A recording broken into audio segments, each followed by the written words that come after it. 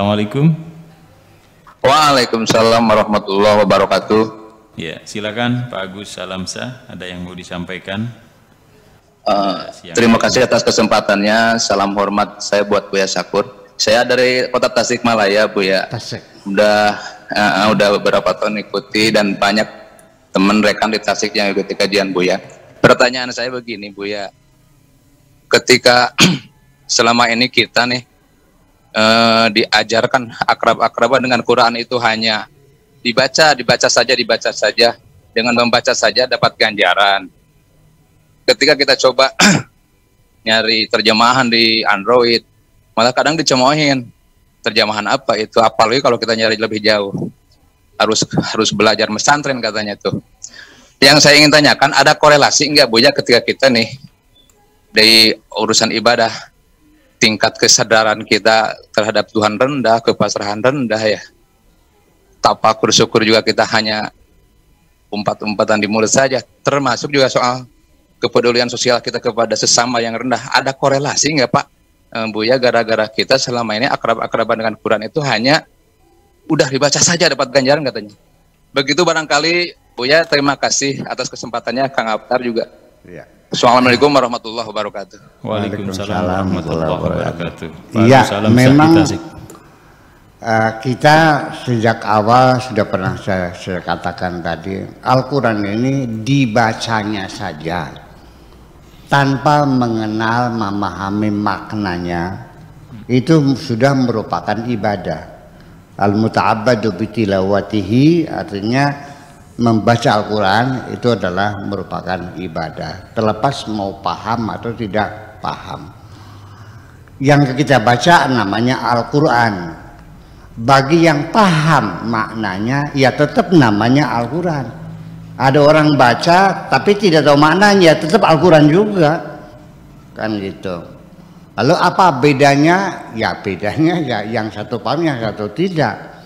Tetapi juga pemahaman seseorang tentang Al-Quran juga itu tidak menjadi satu jaminan. Orang yang hafal Quran juga belum satu jaminan, jangan salah paham. Orang yang hafidul Quran, yang hafal Quran dijamin masuk surga. Siapa yang menjamin? Enak aja. Iya, iya, nggak ada jaminan. Kalau maknanya hafal. Tetapi kalau hafid itu maknanya ngeraksa, menjaga, merawat moralitasnya berdasarkan moral Al-Quran, nah itu saya percaya dijamin masuk surga. Kalau hafidnya itu namanya merawat. Kalau hafal ya tidak juga. Banyak orang hafal Quran, Senegogronya juga hafal Quran kok. Orientalis Belanda yang ditempatkan Indonesia juga hafal Quran. Saya juga banyak tahu orang yang hafal Quran tapi kelakuannya tidak Qurani, kan begitu. Banyak orang yang tidak hafal Quran tapi akhlaknya akhlak Qurani. Itu berbeda sekali. Kemudian lagi bahwa orang yang tahu Al-Quran, tahu maknanya, bahkan sampai menguasai maknanya, ya sehingga dia menjadi mufassirin, para penafsir. Apakah dalam menafsir Al-Quran itu betul-betul mereka mencari kebenaran yang murni? Ataukah kepentingan-kepentingan politik? Juga sama. Tafsir Al-Quran juga sama, disetir, diolah oleh sang penguasa. Bahwa tafsir ini harus begini penafsirannya, supaya mendukung kekuasaannya. Ya.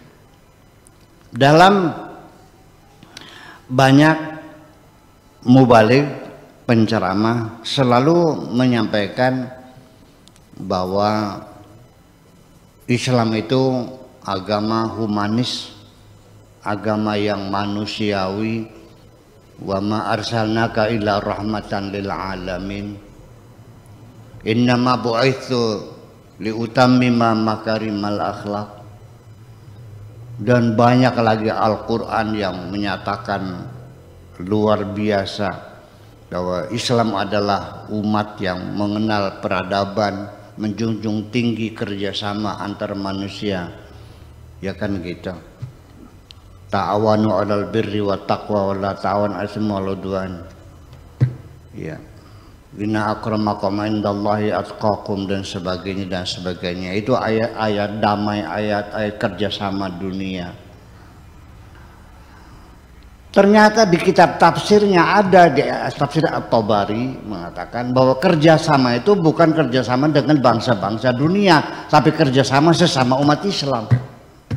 Diputar lagi masalahnya, itu tafsir begitu. Dan sudah pernah saya konfirmasikan dengan Pak Quraisy Shihab kan waktu itu. Apa jawab Pak Quraisy Shihab? Ya Anda lebih tahu dari saya katanya. Ya udah kalau dianggap saya lebih tahu mah. Iya kan seperti itu. Jadi jangan dikira bahwa Anda jangan kecil hati ketika tidak paham mana Al-Quran. Karena Al-Quran sendiri dan saya yang sebagai pelakunya di Tunisia itu setiap malam di Tunisia ya, Afrika Utara sana ya, negara Arab juga, Maghribi di Tunisia. Setiap malam minggu itu banyak teman-teman. Ada yang dokter gigi, ada dokter umum, ada dokter spesialis, ada notaris, ya, ada pengusaha, ada pedagang, macam-macam lah. Datang ke rumah sambil bawa Al-Quran. Ya mereka bisa baca, ya. Ya maknanya ya 90% lah paham lah mana mufrodatnya itu. Tetapi kemana larinya ayat ini, maksud tujuannya itu mereka nggak tahu. Sampai ada di antara mereka yang mengatakan dalam surat Al-Hamzah. Mang Im, ada nggak surat Al-Hamzah?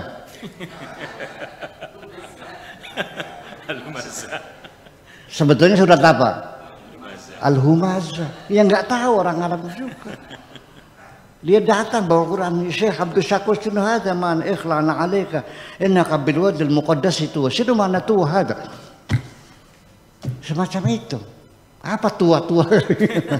ya karena memang bahasa klasik dan mereka tidak belajar. Jadi mereka juga kalau tidak belajar secara khusus dalam bidang ilmu tafsir, ya mereka nggak paham juga. Sama seperti Anda juga sama. Jangan kecil hati. Ya. Tetapi nanti yang menjadi tolok ukur kebenaran, memang akhirnya apa yang ada dalam Al-Quran, akan tetapi nanti yang sangat menentukan adalah hati nuranimu sendiri.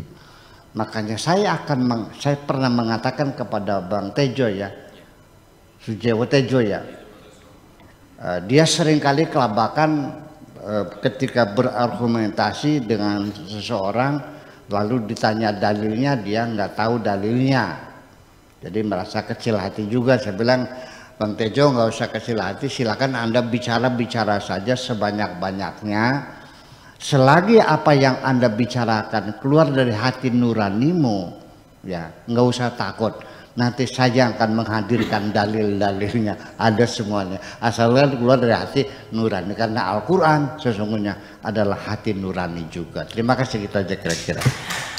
Baik, demikian untuk Pak Agus Salamsa di Tasik, dan penjelasan dari Buya saya kira cukup gamblang apa yang Anda sampaikan pada kesempatan sore hari ini.